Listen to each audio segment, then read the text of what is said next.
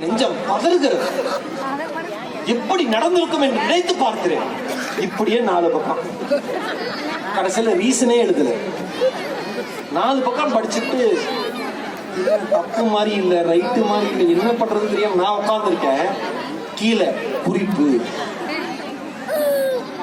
ஸ்கெட்சில் underline பண்ணிருக்காங்க. பச்சை colour ஸ்கெட்சில் குறிப்பு. என்னடான்னு பார்த்தா, இந்த முறை என்னை நிச்சயமாக பாஸ் செய்யவும்.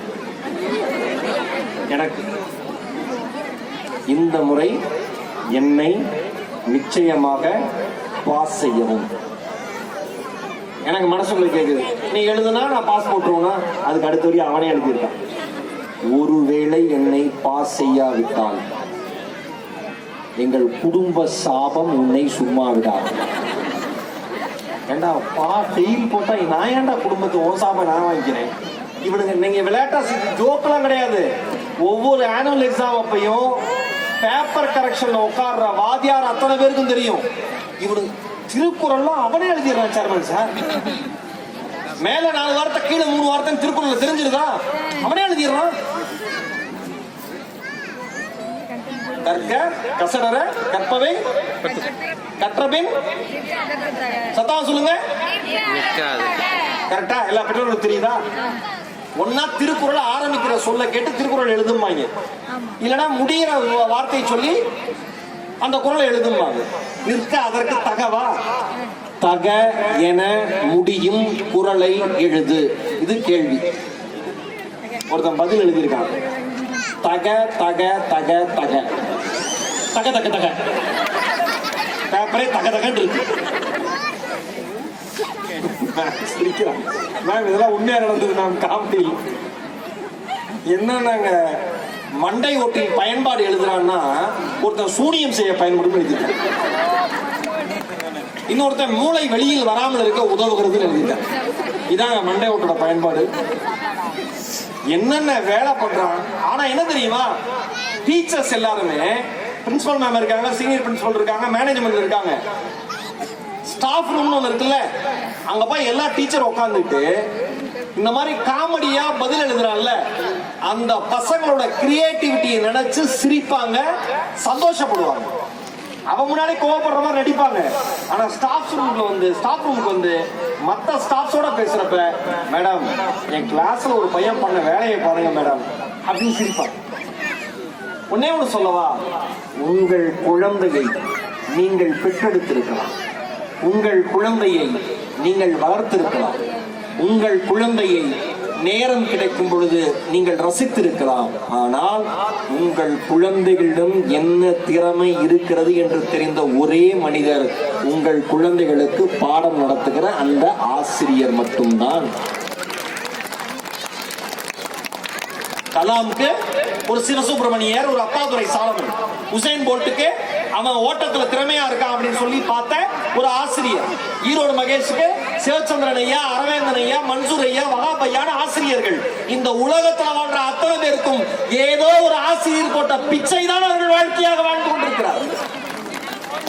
கிடையாது இல்லைன்னா அவங்க நம்மளை முன்னாடி கொண்டு போல நம்ம வாழ்க்கையே கிடையாது. நல்லா புரிஞ்சுக்கோங்க. கலாம் அவர்கள் சொன்ன விஷயம் நான் யோசிக்கிறேன். ஒரு மனுஷன் என்னெல்லாம் நான் சொன்னல, நான் ஆரம்பத்தில் பேசுறப்ப சொன்னேன், இங்க உள்ள நுழையிறப்ப எல்லாருக்கும் குழந்தைங்களுக்கு மரியாதை கற்றுக் கொடுங்க. அது யார்கிட்ட கத்துக்கணும்? சேர்மன் சார்ட்ட கத்துக்கணும், செக்ரட்டரி சார்ட்ட கத்துக்கணும். அவங்க எல்லாத்தையும் பேசுற சிரிப்போட, சிரித்த முகத்தோட, ஒரு சாதாரண ஆள்கிட்ட கூட, நம்ம சாதாரண சொன்னா கூட அவங்க ஒத்துப்பாரு, எல்லாருக்கும் ஒரு வேலை, ஒரு சராசரி மனிதன் கூட எல்லாத்தையும் ஒரே மாதிரி பேசுற பாங்கு இருக்கு பாருங்க, பக்குவம் இருக்கு பாருங்க, அது எல்லாருக்கும் வராது. கலாம் அவர்களுக்கு இருந்தது. கலாம் அவர்கள் சரியா அவர் மேகாலயாவில் வந்து ஷில்லாங் நகர்ல இருக்கிற ஒரு வேளாண்மை பல்கலைக்கழகத்துக்கு, ஒரு மேலாண்மை பல்கலைக்கழகத்துக்கு பேச போறாரு. 2015 ஜூலை 27 மாலை மாணவர்கள்ட்ட பேசணும். 2014 வருஷத்துல டெல்லியில இருந்து குறிப்பிட்ட தூரம் பிளைட். இதெல்லாம் கவனமா கேளுங்க, ஏன்னா ஒரு இன்சிடென்ட் உங்க வாழ்க்கையை மாத்திடலாம். டெல்லியில இருந்து குறிப்பிட்ட தூரத்துக்கு ஒரு பிளைட். அந்த பிளைட்ல இறங்கி அங்க இருந்து பை ரோடு கார்ல அந்த பல்கலைக்கழகத்துக்கு போகணும். முன்னாள் ஜனாதிபதியில துப்பாக்கி ஏந்தி வீரர்கள்லாம் இருப்பாங்கல்ல பாதுகாப்புக்கு, இவர் கார்ல போறப்ப இவர் கண்ணு கேட்ட தூரத்துல முன்னாடி போற கார்ல ஒரு வீரர் நின்னுக்கிட்டு துப்பாக்கி ஏந்தியபடி எல்லா பக்கமும் பார்த்துக்கிட்டே வர்றாரு. இவர் உதவியாளர்கிட்ட ஏதோ பேசிட்டே இருந்தவர் கலாம் அவர்கள் திடீர்னு அந்த சகோதரரை பார்த்துட்டு தனக்கு முன்னாடி உட்கார்ந்து இருக்கிற அதிகாரிகிட்ட சொல்றாரு, ஏன் அந்த தம்பி எந்திரிச்சு நின்னே பார்த்துட்டு போயிட்டு இருக்காரு, எவ்வளவு நேரம் அப்படி வருவாரு, அவரை உட்கார சொல்லுங்கிறார். சொன்னது யாரு? அப்பா சொன்னார்ல, அமெரிக்காவினுடைய செயற்கைக்கோள்களின் கண்களிலேயே விரலை விட்டு ஆட்டிவிட்டு இந்தியாவை வல்லரசு நாடாக காண்பித்த போக்ரான் அணுகுண்டு சோதனையை நிரூபித்த கலாம் அவர்கள் யார உட்கார சொல்றாரு? ஒரு சராசரி காவலரை, கீழ்நிலை வேலை செய்யற பதவியில் இருக்கிற ஒரு காவலரை உட்கார சொல்லுங்க. இவர் இங்க இருந்து கம்யூனிகேட் பண்றாரு, கம்யூனிகேட் ஆகல மலை பிரதேசம்னால. அவர் ஃபுல்லா டிராவல் பண்ணி வந்து கடைசியில அந்த இடத்துக்கு வந்துடுறாங்க. ஸ்டேஜ் ஏறதுக்கு முன்னாடி டீ குடிக்கிறதுக்கு பக்கத்துல ஒரு ரூம் இருக்கு, அந்த ரூம்ல இருக்காங்க.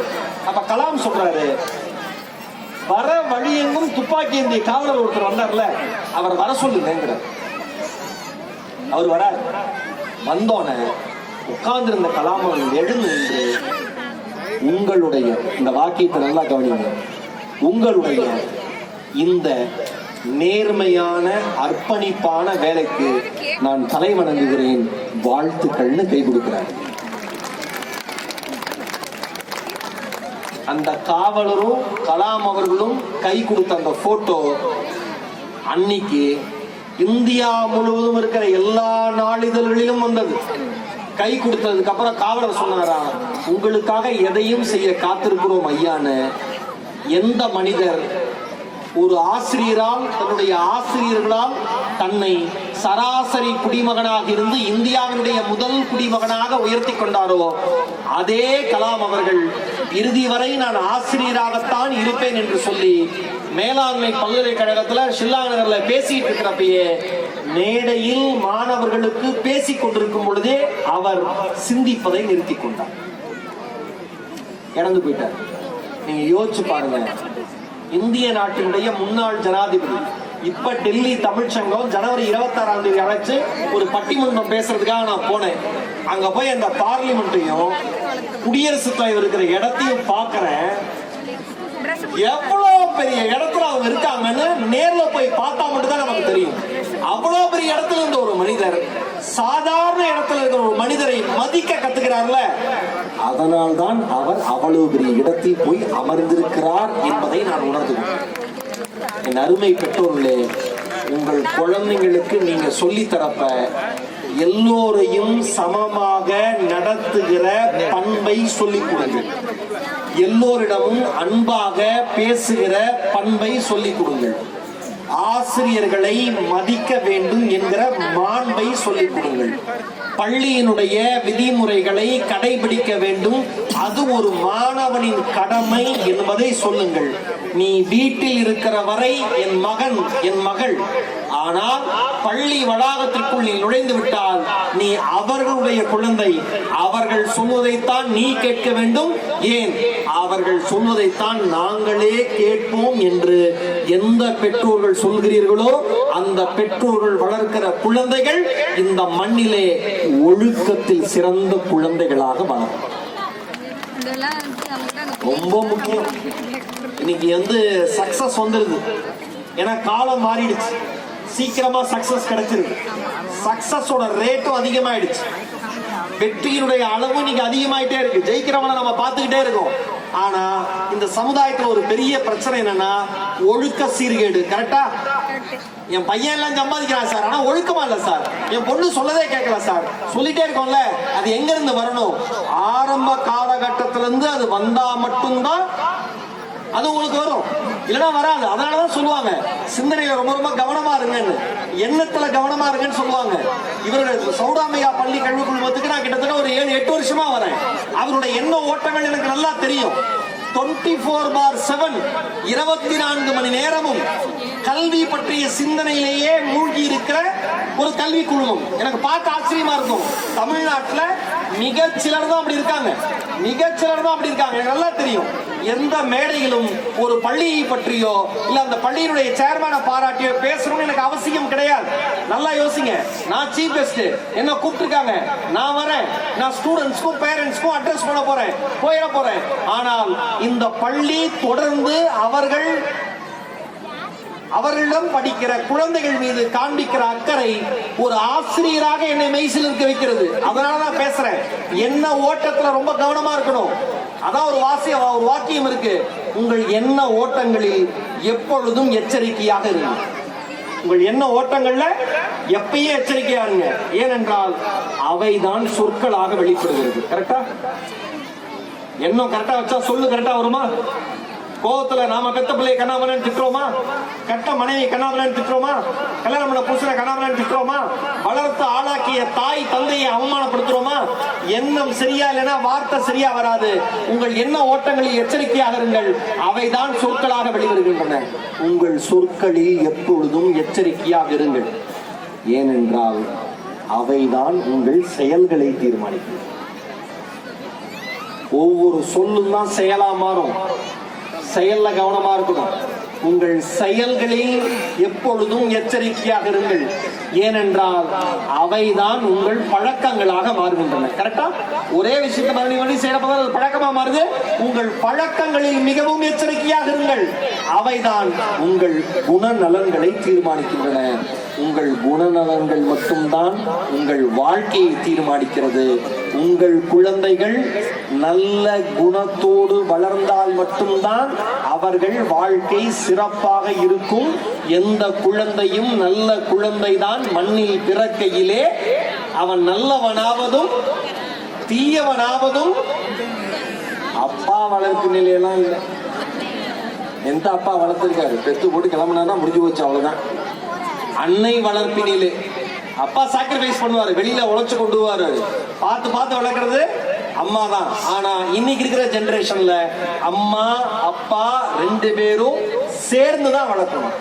நான் ஒன்னே ஒன்று சொல்றேன், இங்க இருக்கிறவங்களுக்கு ஒரு செய்தியோட முடிக்கிறேன். நான் நிறைவடைய 40 நிமிஷம் டக்குன்னு ஓடி போச்சு பாருங்க. 7 மணிக்கு ஆரம்பிச்சா 7:40 ஆயிடுச்சு.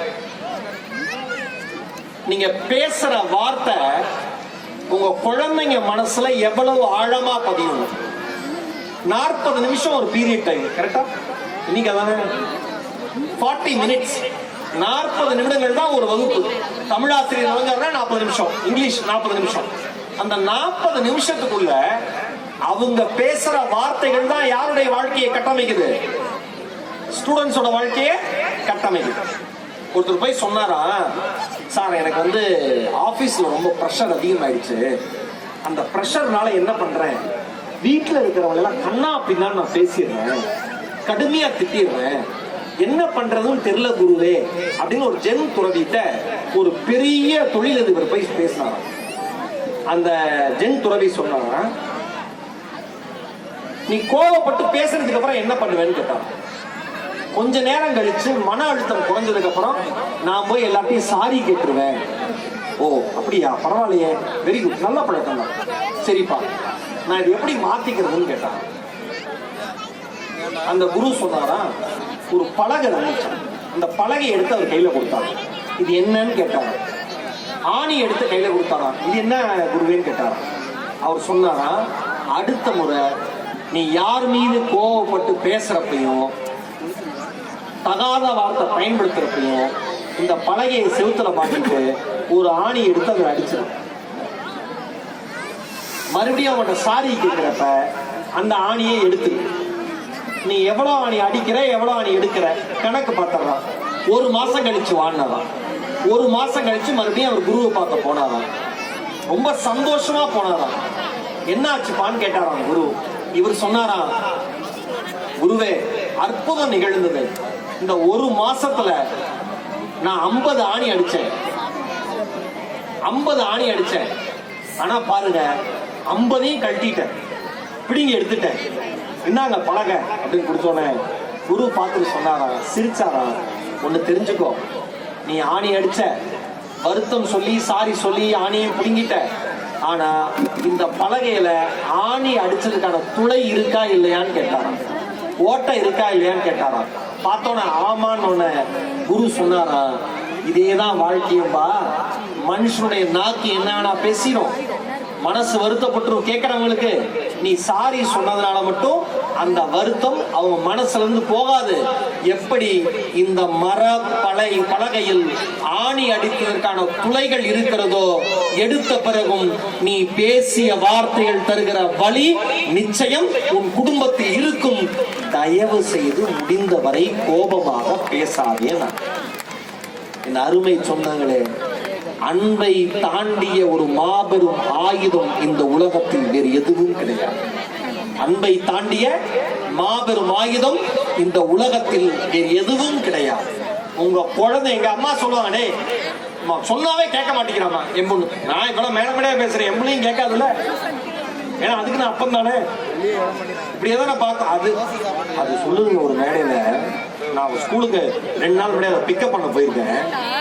அவனோட ஃப்ரெண்டு வந்து என்ன பேசிக்கிட்டு இருக்கா, ஏன் உங்களுக்கும் அமிர்தாவுக்கும் ஏதாவது பிரச்சனையா? என்ன 7வது படிக்கிற பிள்ளை எப்படி பேசுங்க? எனக்கு என் பொண்ணுக்கு என்னமா பிரச்சனை? ஏன் இல்ல அமிர்தா சொன்னா இப்பெல்லாம் எங்க அப்பாவுக்கு பேச தெரியல. இது மட்டும் சரிங்க, நல்லா சந்தோஷமா நான் அவமானப்பட்டோட நான் அதிர்ச்சி ஆயிட்டேன். பேச தெரியலையா? ஏன் அப்படின்னு.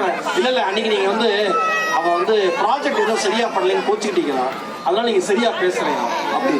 எல்லாருமே இதுல, நான் மட்டும் விதிவிலக்கு இல்ல, எல்லாருமே இதுல இருக்கோம். உள்ளுக்குள்ள யாருமே விதிவிலக்கு கிடையாது. முடிந்த வரை முழுமையை நோக்கி பயணிக்கணும். இங்க முழுமையான மனிதன் ஒரு மனிதன் கிடையவே கிடையாது.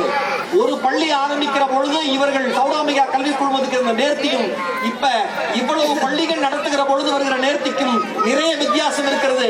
வாழ்க்கையில் மிகச்சிறந்த ஆசிரியன் அனுபவம். எந்த மனிதன் அனுபவத்தை எடுத்துக் கொள்கிறானோ அந்த மனிதன் தவறுகளை குறைத்துக் கொள்கிறான். எந்த மனுஷன் தவறே இல்லைன்னு சொல்றானோ அவனை ஆண்டவனால கூட காப்பாற்ற முடியாது. என் அருமை பெற்றோர்களே, இந்த ஆண்டு விழாவில் நம்ம சௌடாமியா கல்வி குழுமத்துல, நம்ம இந்த மெட்ரிகுலேஷன் ஸ்கூல்ல தொட்டியம்ல இருக்கிற இந்த ஆண்டு விழாவில் உங்களுக்கு நான் சொல்வதெல்லாம், முடிந்தவரை உங்கள் குழந்தைகளிடம் அன்பாக பேசுங்கள் என்பது மட்டும்தான். முடிந்தவரை உங்கள் குழந்தைகளுக்கு நல்லதை மட்டுமே சொல்லுங்கள் என்பது மட்டும்தான். ஏன்னா ஒரு சின்ன வார்த்தை உங்களை குற்ற உணர்ச்சியுடைய ஆளாக்கிறோம். நீங்க குழந்தையை திட்டிட்டு அடிச்சுட்டு 2 பேர் மன வருத்தத்தோட குழந்தைய தூங்க, நான் இங்க இருக்கிறவன் கேட்கிறேன், குழந்தைய திட்டுறீங்க, அடிச்சிடுறீங்க, குழந்தை நைட்டு தூங்கிடுது, புருஷனும் முன்னாடி உட்காந்து சீனை போட்டு அழுகிறீங்களா இல்லையா? அந்த மாதிரி பண்ற பேரண்ட்ஸ் கை தட்டுங்க பாப்போம். நல்லா அடிச்சு போடுறது, கண்ணா பின்னான்னு திட்டி போடுறது. அவன் படுத்து தூங்கிட்டு இருப்பான், அந்த புள்ள படுத்து தூங்கி ரொம்ப அடிச்சு அது தூங்குற மாதிரி நடிக்கும். மென்டல் இதே வேலை, அடிக்க வேண்டியது அழுக வேண்டியது, அடிக்க வேண்டியது அழுக. ஐஸ்கிரீம் சாப்பிடாத அப்படின்னு அடிக்கிறது. அழுததுக்கு அப்புறம் ஐஸ்கிரீம் வாங்கி தரண்டா. என்னது மன உளைச்சல் ஆயிடுறீங்கல்ல. ஒரு அம்மாக்கு உண்மையா நடந்த கதை. ஒரு அம்மாக்கு வலது கையில பிரச்சனை, திடீர்னு பேரலைஸ் ஆயிடுச்சு, செயல் இழந்து போயிடுச்சு வலது கை. நல்லா வேலை செஞ்சுட்டு இருந்த அம்மா, என்னன்னே தெரியல, குடும்பமே பதறிடுச்சு. ஏன்? ஒரு குடும்பத்துல பெண் கீழே விழுந்துட்டா அந்த குடும்பமே கீழே விழுந்த மாதிரி அர்த்தம். ஒரு ஆணுக்கு பெண்ணுக்கு நிறைய வித்தியாசம் இருக்கு. வலது கை வேலை செய்யல, நில குழஞ்சு போயிடுறாங்க அத்தனை பேரும். ஊர்ல காமிக்காத டாக்டர் இல்ல, எந்த டாக்டரை காமிச்சு சரியாகல. அவர் நண்பர் ஒருத்தர் சொல்றாரு, நீங்க ஒரு மனநல மருத்துவர்கிட்ட கூட்டிட்டு போங்கன்னு. ஏங்க, கை செயலிழந்து போனதுக்கு மனநல மருத்துவருக்கு என்னங்க சம்பந்தம்? நீங்க கூட்டிட்டு போங்களேன். கூட்டிட்டு போறாரு. அந்த மனநல மருத்துவர் அவரை மயக்கமடைய வைத்து அவர் ஆழ் மனசுட்ட பேசுறாரு. ஏமா உங்களுக்கு வலது கை செயலிழந்து போச்சு? அதுக்கு அந்த அம்மா சொல்லுது, என் பையனுக்கு 8 வயசு இருக்கும். அப்ப ஒரு கடையில திருடிட்டு வந்துட்டான் ஒரு சாக்லேட்டை. ஏண்டா திருடுனன்னு கேட்டு வீட்டுல இருக்கிற கரண்டி, கம்பு, விளக்கமாறு எல்லாத்தையும் வச்சு அவனை அடின்னு அடிச்சுட்டேன்.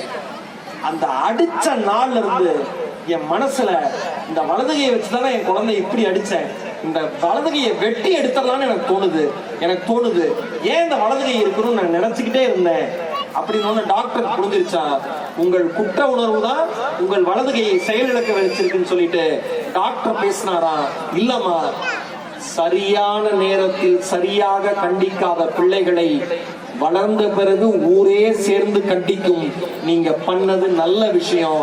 உங்க பையன் திருடி இருக்கான், மறுபடியும் திருடக்கூடாதுன்னு தான் நீங்க கண்டிச்சிருக்கீங்க, அதனால அதை பத்தி கவலைப்படாதீங்கன்னு சொல்லி எழுந்த அடுத்த நிமிடம் அந்த அம்மாக்கு வளர்ந்து சரியாயிடும். என் அருமை சொந்தங்களே, நான் சொன்னேன், என்ன ஓட்டங்களில் கவனமாக இருங்கள். தயவு செய்து உங்கள் எண்ணத்தையும் உங்கள் குழந்தைகளினுடைய எண்ணத்தையும் முடிந்தவரை பரிசுத்தமாக வைக்க முயற்சி செய்யுங்கள். வாழ்வது ஒரு முறை, வாழ்த்தட்டும் இனி வருகிற தலைமுறை. நம் பிறப்பு தரித்திரமானாலும் இறப்பு சரித்திரமாக மாறட்டும். நாளைய வரலாறு நம் பெயர் பேசட்டும். அன்போடு வாழ்வோம், அன்பால் இணைவோம், ஆசிரிய சமூகத்தை பெரிதும் மதிப்போம். வாய்ப்பிற்கு நன்றி. வணக்கம். வணக்கம். நகைச்சுவை வேந்தரே, தேனி